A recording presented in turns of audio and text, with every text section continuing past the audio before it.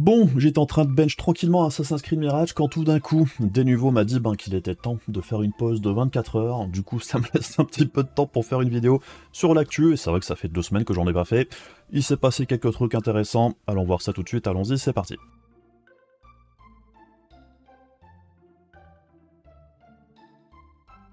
Et donc on commence côté processeur avec AMD et Asus, puisqu'Asus vient de commencer à déployer les Agesa 1.0.8.0, donc des nouveaux BIOS pour la plateforme AM5 pour le support des futurs APU Phoenix.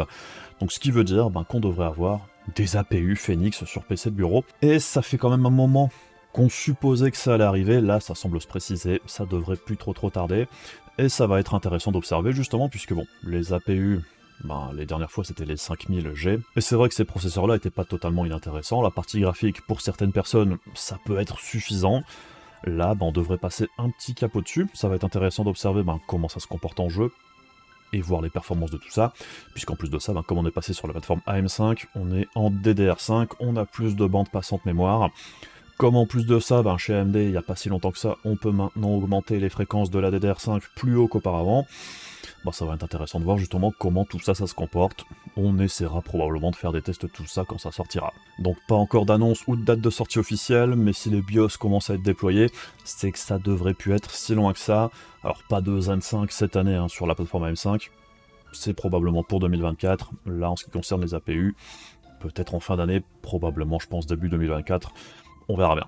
Et pendant qu'on est chez AMD, on a aussi des rumeurs du côté carte graphique. On a vu passer la semaine dernière une possible 7600 XT avec 16 Go de RAM au lieu de 8. Alors l'information proviendrait de chez Benchlife, de ce que j'ai entendu dire sur Twitter à droite à gauche, c'est possible que ce soit une erreur. Personnellement, je vois pas trop l'intérêt de sortir une telle carte pour le grand public à l'heure actuelle. Alors après, pourquoi pas, une 7600 avec 16 Go de RAM, ça pourrait peut-être intéresser certaines personnes, surtout si le prix n'est pas totalement abusé, comme c'était le cas avec la 4060 Ti 16 Go. Avec un prix de sortie complètement délirant. Alors dans l'article ici, ça parle d'une possible carte sur Navi 32 et non pas Navi 33 comme la 7600 actuelle, ce qui pourrait vouloir dire un Navi 32 castré aussi, mais différemment de la 7700 XT, ce qui n'aurait pas beaucoup de sens, je trouve. Donc bref, on verra bien, mais personnellement, j'y crois pas trop. Et pendant qu'on est chez AMD, on va passer maintenant du côté des drivers, puisque bon, la semaine dernière, AMD avait sorti le FSR3 dans 2 jeux, et en parallèle de ça, AMD avait aussi mis en route un driver bêta qui permet d'activer l'AFMF par les drivers. Alors c'est bien important de faire la distinction entre les deux, puisque le FSR3, ça utilise à la fois l'AFMF, mais également les motion vectors et d'autres informations qui sont apportées par le jeu, comme les OFA, qui permet d'avoir la meilleure qualité d'image possible, et ça demande une implémentation dans les jeux directement. La FMF, alors ça permet d'ajouter du frame generation dans quasiment tous les jeux, mais ça passe par les drivers, qui fait qu'au niveau de la qualité d'image et tout ça, c'est forcément moins bon, puisque l'algorithme n'a pas tous les éléments comme une implémentation du FSR3 native, on va dire. Donc la semaine dernière, le premier driver qui était sorti ne permettait d'utiliser la FMF que sur les RX 7000, et bien là, AMD a sorti un autre driver qui permet de l'utiliser avec les RX 6000. Donc vous pouvez le tester si ça vous intéresse, c'est pas totalement inintéressant, même si la FMF par les drivers ça a quand même beaucoup de limitations, on aura l'occasion d'y revenir dans une autre vidéo, mais c'est pas totalement inutile, ça dépend vraiment des jeux, mais ça peut avoir son intérêt, et c'est une technologie qui n'existe pas pour les autres marques à l'heure actuelle, donc c'est un petit plus pour AMD de ce côté-là, c'est toujours bon à prendre. Et pendant qu'on est chez AMD, toujours, on a vu passer ça la fois dernière, il y a Scott Erkelman qui quitte AMD. On sait pas encore pourquoi faire, mais bon, Scott Erkelman, c'est lui qui était présent par exemple à la présentation des RX 7900 ou même les 7800 dernièrement à la Gamescom, et c'était un petit peu la personne qui avait un petit peu repris le flambeau côté marketing pour la partie GPU chez AMD. Donc là, il quitte le navire. Bon, il a probablement des raisons personnelles, on sait pas exactement pourquoi, mais bon, c'est intéressant puisqu'en parallèle de ça, on a également Ryan Shrout qui a à peu près le même rôle que Scott chez AMD, mais là chez Intel, qui lui quitte Intel, et donc c'était assez intéressant de voir qu'à quelques jours d'intervalle, 2 représentants, je dirais, marketing de 2 fabricants de GPU quittent le navire plus ou moins au même moment. Alors, pour la blague, il y en a certains qui se disent qu'ils vont échanger leur place, c'est pour une émission de télé ou ce genre de truc, on sait pas trop pourquoi. Mais bref, dans l'absolu, ça change pas grand chose, ces personnes-là, ce sont plus des communicants qu'autre chose. côté ingénieur, tout ça, hein, je pense pas qu'il y ait de gros changements en ce moment, tout du moins on n'en entend pas parler. Du coup, pendant qu'on est chez Intel, côté GPU, la semaine dernière on a vu ça passer, l'Intel Arc A580 est sorti au Japon. Alors l'A580, c'était une puce qui avait été annoncée au moment du lancement des GPU Arc, mais c'est vrai que c'était jamais sorti jusqu'ici, on se demandait même un petit peu, est-ce que ça sortirait un jour? Apparemment oui. L'A580, c'est un petit peu le GPU qui se place entre l'A380 et les A750. C'est basé sur la même puce que l'A750, mais la puce qui les équipe est encore plus castrée, on va dire. Et il y a encore des unités en moins et tout ça, donc du coup elle sera moins performante que l'A750. Alors après, c'est pas forcément inintéressant comme produit, si le prix est cohérent, puisque la 750, par exemple, chez nous, au plus bas, on l'avait vu aux alentours des 210 €. Donc il faudrait vraiment que la 580 soit vraiment très très bon marché pour s'intercaler entre la 380 et la 750, même s'il y a un sacré gap de performance entre les deux. Faut que ce soit cohérent au niveau du prix. Donc on verra bien si le modèle arrive jusque chez nous, et surtout à quel prix. Au niveau des fabricants, c'est surtout ASRock et Sparkle qui sont sur le coup. On verra bien comment ça se passe. Et toujours chez Intel, côté driver, pour les GPU justement, eh bien Intel continue d'améliorer les performances dans certains titres. Là, ils ont sorti un nouveau driver il y a quelques jours, qui améliore les performances dans quand même un paquet de titres, principalement des jeux DirectX 11. On voit qu'ils continuent de mettre un petit peu le focus sur ces jeux-là, puisqu'il y avait quand même des performances à gratter, on le sait, les GPU Intel, sur DirectX 11 jusqu'ici, c'était pas terrible. Eh bien, il y a quand même des jolis gains de performance, puisque par exemple, sur Deus Ex Human Revolution, j'en avais parlé la dernière fois dans ma dernière vidéo sur Arc et ses performances, c'est vrai que sur ce jeu-là, en DirectX 11, c'est un petit peu la catastrophe, ça tournait vraiment pas bien. Donc ici, on nous annonce jusqu'à quasiment 120% de performance en plus par rapport à ce qu'il y avait avant, ce qui est quand même plutôt appréciable. Donc c'est vrai que les GPU Arc ont toujours des défauts par rapport aux concurrents, c'est toujours un petit peu plus compliqué du côté des drivers. D'un driver à l'autre, parfois on peut avoir des problèmes qui n'existaient pas sur le driver précédent par exemple. Bon, ça fait quand même plaisir de voir qu'Intel continue de bosser, continue d'améliorer les performances dans quand même un bon paquet de jeux. On espère qu'ils continueront, puisque bon, toutes ces optimisations, c'est pas perdu, ça devrait permettre à Intel d'évoluer encore plus rapidement par la suite avec les futurs GPU, tout du moins on l'espère. De ce côté-là, c'est vrai qu'on n'a aucune info pour l'instant. Petit détour vite fait du côté de l'intelligence artificielle, souvenez-vous, il n'y a pas si longtemps que ça, j'avais fait une vidéo où je posais la question, est-ce qu'il y a des chances d'avoir une nouvelle pénurie de cartes graphiques à cause du boom de l'intelligence artificielle? Alors à l'époque j'avais dit que ça me paraissait quand même assez peu probable, et ça fait déjà quelques mois, et on a vu que depuis ce moment-là, il n'y a pas vraiment de pénurie de cartes graphiques. Et ça devrait continuer comme ça, puisque du côté de la demande, côté GPU, elle n'est pas très énorme du côté des joueurs pour le moment. Ça s'explique aussi à cause des tarifs et tout ça, mais bref. Ce qui est intéressant de voir ici, c'est que comme on pouvait le supposer, à l'heure actuelle, Nvidia profite énormément de sa position dominante, puisqu'ils sont plus ou moins les seuls fabricants, même si AMD commence à proposer des alternatives. Du côté de chez Intel aussi, on a des produits qui vont arriver, et bien là on voit que Microsoft et OpenAI, donc une des grosses boîtes côté intelligence artificielle à l'heure actuelle, sont en train de développer des puces pour l'intelligence artificielle, qui devrait rentrer en concurrence avec les GPU d'NVIDIA. Le problème d'NVIDIA à l'heure actuelle, c'est qu'ils ont des capacités de production limitées, ils n'ont pas assez de capacité de production pour satisfaire le marché.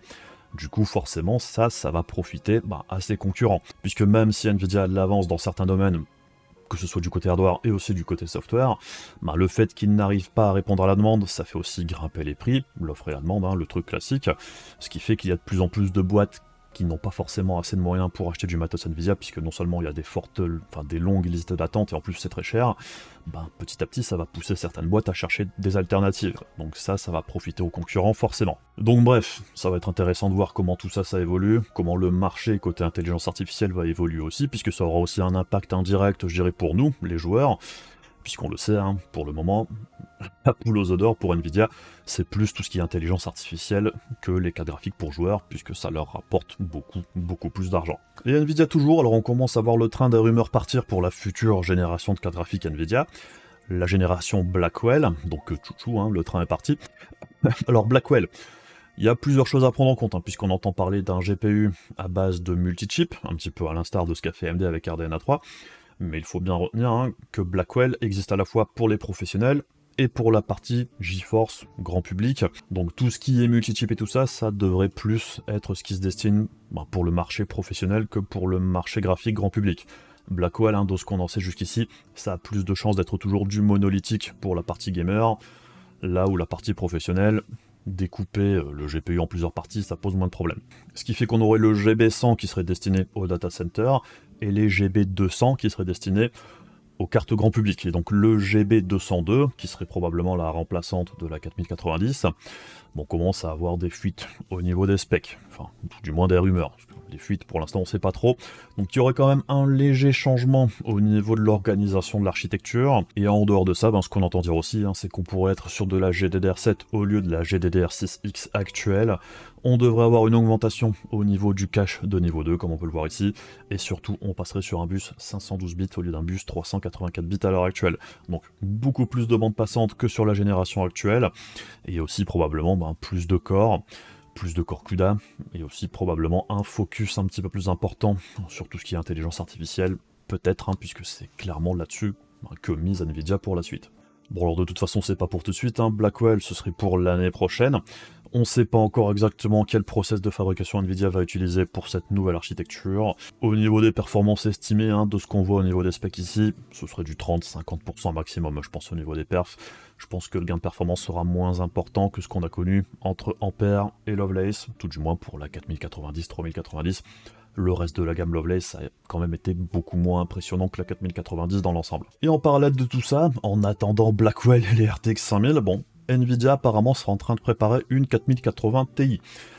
De ce qu'on entend dire ici sur cette rumeur, donc ça prendre avec des pincettes, ça sortirait début 2024, donc probablement janvier-février, dans ces eaux-là, ce qui paraît pas forcément déconnant. La gamme 80 Ti, c'est quand même des cartes assez iconiques chez Nvidia, c'était le très haut de gamme pour les joueurs avant l'arrivée de la gamme 90. Donc bref, 4080 Ti possible, mais pourquoi pas non plus un refresh entier de la gamme actuelle, qui n'est pas impossible du tout, vu comment la gamme a été articulée jusqu'ici. Nvidia pourrait tout à fait, sur la majorité des références, produire une gamme super. Donc bon, la 4080 Ti, elle pourrait exister en même temps qu'une 4080 Super aussi, c'est pas impossible du tout.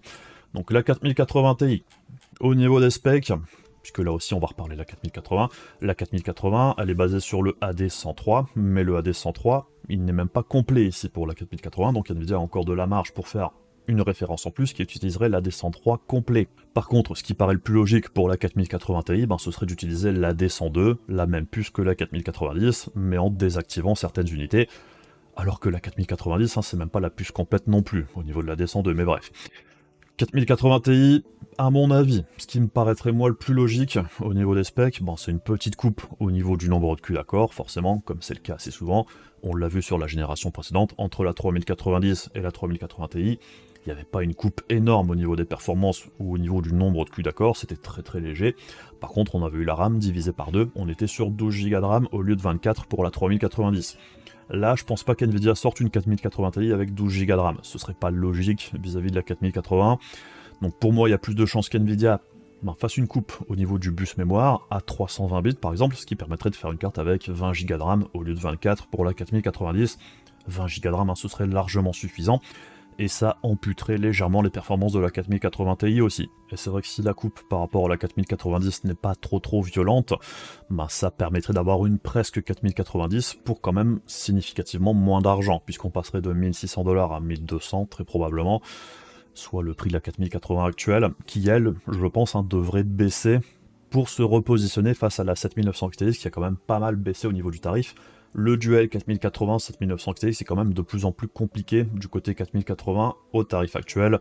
En plus, on a déjà eu l'occasion de voir qu'au niveau des ventes, c'est pas forcément le modèle qui se vend le plus, la 4080, ce qui est plutôt logique, puisque pour moi, elle a un petit peu le cul entre deux chaises. C'est une très bonne carte dans l'ensemble, mais son placement tarifaire est vraiment trop élevé dans l'ensemble. Et avec les baisses successives chez AMD, c'est de plus en plus compliqué de ce côté-là. Donc bref, la 4080 Ti, alors ça peut paraître inutile pour beaucoup de monde, mais ça aura un impact sur les autres cartes en dessous, puisque si elle sort au même prix que la 4080 actuelle, celle-ci mécaniquement baisse. Si elle baisse, elle se repositionne avantageusement ou plus agressivement en face de la 7900 XTX, ce qui fait qu'AMD devra aussi se repositionner. Ce qui veut dire qu'on aurait peut-être une baisse de prix pour les 7900 XTX et 7900 XT, qui reste encore relativement cher. Donc, si la 4080 Ti arrive, c'est plutôt bénéfique pour tout le monde au final, puisque ça aura un impact sur toutes les autres cartes en dessous. Et au niveau du timing global pour une baisse de prix plus générale, je dirais, c'est plutôt logique. La 4090, ça fait 1 an qu'elle est sortie. on sait que la génération suivante arrive dans environ 1 an, peut-être 1 an et demi, bah, on va commencer à baisser progressivement le tarif des cartes qui sont déjà sorties. Ça, c'est ce qui se passe sur chaque génération classique, quand on n'a pas une pénurie de GPU, comme c'était le cas avec les générations 3000 et 6000. Donc bref, ça va être intéressant de voir si la 4080 Ti c'est juste une carte en plus qui sort, ou s'il y aura aussi un refresh de la gamme dans son ensemble. À mon avis, ça ferait pas de mal, mais bon, je connais pas les plans d'NVIDIA pour la suite. Et enfin, on termine rapidement côté jeu, avec Horizon Forbidden West qui devrait sortir pour début 2024 sur PC. Alors, Horizon Forbidden West, c'est un jeu un petit peu étalon sur PlayStation 5 du côté technique, c'est un très très beau jeu dans l'ensemble, très clairement. Donc qu'il arrive sur PC, c'est plutôt une bonne nouvelle. Il n'est pas sorti il y a si longtemps que ça, c'est un petit peu la politique de Sony dernièrement, les jeux sortent sur PC 1 an et demi, 2 ans après leur sortie sur PS5. Donc, la sortie sur PC, ce qu'on peut attendre, c'est le jeu avec son extension, donc Burning Shores qui vient de sortir, lui, il n'y a pas très très longtemps, avec le jeu de base bien évidemment. Le portage serait réalisé par Nixxes, ce qui est une plutôt bonne nouvelle. Alors Nixxes, c'est pas des magiciens, c'est pas les seuls qui savent faire des ports PC corrects, mais c'est vrai que dernièrement, c'était plutôt solide, c'était eux qui étaient à la manœuvre sur les Spider-Man. Ils ont également fait Ratchet & Clank dernièrement. Qu'ils fassent le taf pour Horizon Forbidden West, c'est un petit peu une meilleure nouvelle que ceux qui s'étaient chargés du portage de The Last of Us Part 1 par exemple. Après, l'autre question qu'on peut se poser, c'est qu'on sait que Nixxes rajoute souvent des petits plus par rapport à la version console. Qu'est-ce qu'on aura de plus sur PC par rapport à la version PS5? On sait pas trop pour l'instant. Il y a fort à parier qu'on ait le ray tracing et tout ça en plus, les upscalers et compagnie bien évidemment. Donc ça va être intéressant de voir ce que ce portage offrira sur PC. Et en parlant de The Last of Us Part 1 juste avant, on entend dire en ce moment sur Twitter qu'il pourrait y avoir un The Last of Us Part 2 remake, il y a de grandes chances qu'il sorte sur PC aussi. Donc on verra bien comment ça se passe.